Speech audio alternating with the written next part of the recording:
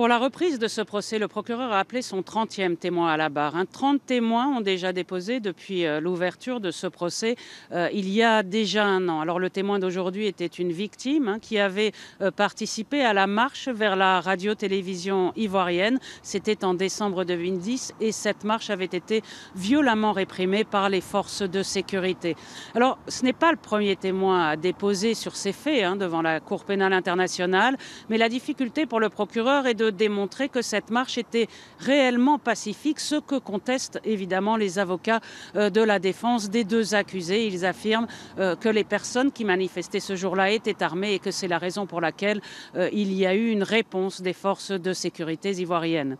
À l'ouverture de l'audience ce matin, le juge président a demandé aux parties d'accélérer leurs interrogatoires des témoins, car jusqu'ici, 30 témoins seulement ont comparu et le procureur devrait encore demander à ce qu'une centaine d'entre eux soient auditionnés devant la Cour.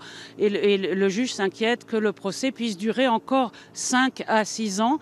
Ça n'a pas découragé les partisans de Laurent Gbagbo qui étaient encore présents aujourd'hui. 200 d'entre eux, à peu près, ont fait le déplacement jusqu'à La Haye.